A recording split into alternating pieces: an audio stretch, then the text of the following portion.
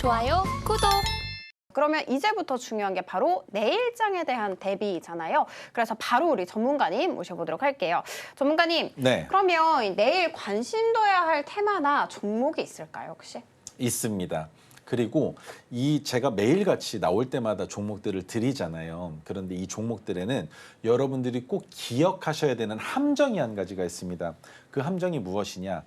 제 토르 기법은 모르셔도 되지만 제 토르 기법이 만들어진 주 근거와 원인은 기억하시라고 설명을 드렸습니다. 오늘도 말씀을 드릴 거예요. 그 세 가지 원칙. 그런데 그중에 제가 이런 얘기를 했습니다.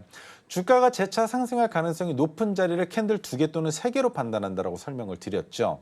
그러면 오늘 상승한 종목들 중에 관심 가는 종목들을 여러분들께 설명을 드렸지 않습니까? 그렇다면 이 종목들이 희석되기 이전에 재차 반등을 보여주는 그 기간을 3거래일은 주셔야 되기 때문에 관심 종목에 넣어 놓으시고 3거래일은 지켜보셔야 된다는 거예요. 그것만 유념해 주신다면 충분히 추가적인 상승이 나올 때 아주 편안하게 진입해서 수익을 만들 수 있다는 게 제 관점입니다. 그래서 오늘 가지고 나온 종목들은 몇 가지 안 되지만 테마가 또 2가지로 나뉘어져 있습니다.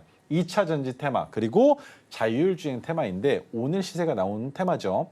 그리고 그 밖의 종목들이 또 있습니다. 그렇다면 2차 전지 관련된 종목들은 무엇이 있는지 먼저 보여드리도록 하겠습니다.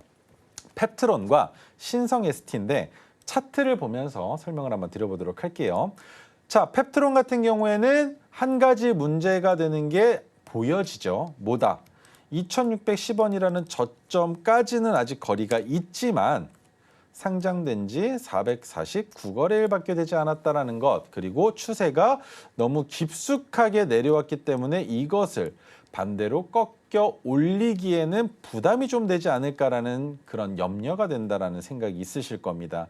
저 또한 마찬가지로 보고 있지만 시장에서 큰 폭으로 상승을 보여줬고 추가적인 상승이 나온다면 그 상승분을 따라 들어가 볼 수는 있을 것이다. 그리고 나서 추가적인 상승이 나오는 그 구간을 우리가 잡아볼 수 있겠죠. 그리고 신성 ST 같은 경우에도 마찬가지로 우리가 여기서 봐야 되는 게 2가지가 또 보입니다. 뭐가 보여집니까? 첫 번째, 저점이 2750원인데 그렇게 큰 차이가 나진 않아요. 하지만 저점을 이탈하진 않았습니다. 그러나 상장된 지 228거래일밖에 되지 않았기 때문에 우리는 무엇을 믿을 수 없다? 여기에서 어떤 뉴스가 나오더라도 기업 분석을 봤을 때 이곳에 있는 실적들, 이것에 대한 신뢰도가 지금 그렇게 좋지는 못하다라는 것. 하지만 이 실적으로 봤을 때에는 지속적인 성장을 보여주고 있는 건 맞습니다. 그렇다 하더라도 돌리는 자리는 아니라는 것. 왜? 상승을 보여주고 눌렸습니다. 그러면 이 눌린 자리를 돌파하기 전까지, 이 자리겠죠? 이 자리를 돌파하기 전까지는 투자를 보수적으로 해야 된다는 거예요. 그래서 51,100원을 돌파하기 이전까지는 신성 ST 분명히 박스권 안에서 움직임을 보여줄 수 있겠지만 그 박스권의 고점이라는 신뢰도가 깨질 수 있다는 관점으로 신성 ST는 저항을 파란색 저항선인 38,000원까지만 열어놓고 접근 방식을 찾아보시는 게 어떨까라는 의견을 드려볼 수 있을 것 같습니다. 자, 2번째, 자율주행 관련된 종목인데요. 슈어소프트테크 마찬가지. 상장된 지 342거래일밖에 되지 않았고요. 그리고 저점을 찍은 게 언제입니까? 똑같죠. 사이드카 서킷 브레이크가 걸렸던 그날 바로 8월 5일입니다. 그래서 3,590원이라는 저점을 찍고 추가적인 하락이 나오진 않을까라는 걱정과 파란색 저항선이 윗단에서 지금 내려온 형국이죠. 이거 보이십니까? 지금 파란색 저항선이 내려왔잖아요. 그러면 오늘의 종가 가격이 되는 6,180원이 가장 중요합니다. 왜 중요하느냐?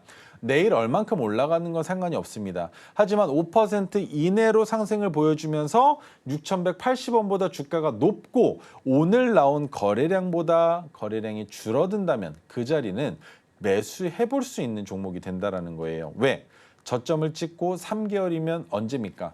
9월, 10월, 11월 5일이 지나야 되죠. 하지만 아직까지 1차 상승 파동이 끝났다라고 볼 수 없다는 겁니다. 그 이유는 이 자리가 보이십니까? 7,800원의 선을 긋고 설명을 드릴 텐데 7,800원이라는 가격을 돌파하면 그 바로 여기 또 닿아요. 8,080원. 그러면 그 두 가격을 합친 8,080원을 저항으로 봤을 때 그림을 그려보면 어떻게 됩니까? 고점 찍고 눌렸다가 저항을 뚫으려고 했습니다만 또 눌리면서 고점이 낮아졌죠. 그런데 이 자리를 넘어갈 수 있진 않을까라는 기대 심리가 생긴다는 겁니다. 그렇다면 6,180원을 기준으로 8,000원대까지 보수적으로 본다면 7,900원 정도까지의 변동성에서 수익을 만들어낼 수 있다는 그 관점을 만들 수 있다는 겁니다. 대략적으로 25%가 넘는 수익이 나오겠죠. 그래서 그 구간에서 우리가 접근을 하려면 자율주행이라는 테마가 중요하다는 건 알고 있습니다만 실적도 나와주고 있다는 건 알고 있지만 우리한테 가장 불편한 진실은 상장된 지 600일이 안 됐기 때문에 큰 손들의 투자가 이어질 가능성이 매우 적고 그리고 저점을 찍은 지 또한 마찬가지로 3개월이 지나지 않았기 때문에 이 종목을 핸들링하는 건 검은 머리 외국인일 가능성도 매우 높다라는 거죠. 그래서 지금 이 외국인들이 들어오고 있는 이 물량들이 보이십니까? 이 물량을 보면 답이 나옵니까?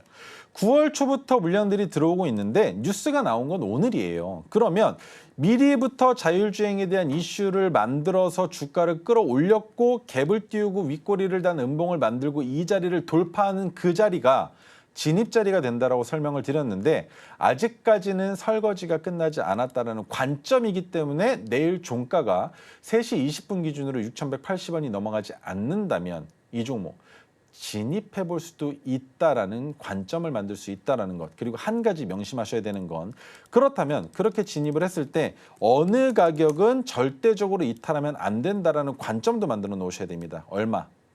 갭 띄우고 윗꼬리가 나왔었던 그 음봉의 고점인 5,700원. 그쵸? 그 5,700원을 이탈할 때는 무슨 일이 있어도 손절해야 된다는 것 그것만 기억하시면 투자 충분히 하실 수 있을 거라고 생각을 합니다. 그 외에도 뭐 TSE나 오스테오닉, 부강약품, 크라운제약, 모비스 같은 종목들이 있는데 이 종목들은 관심 종목에 넣어 놓으시고 같은 관점으로서 개별적인 종목들의 이슈로 주가가 올라갔기 때문에 추가 상승이 나올 때는 차트스트의 관점으로 지켜보시는 게 좋겠다는 점까지 같이 설명드려 보도록 하겠습니다.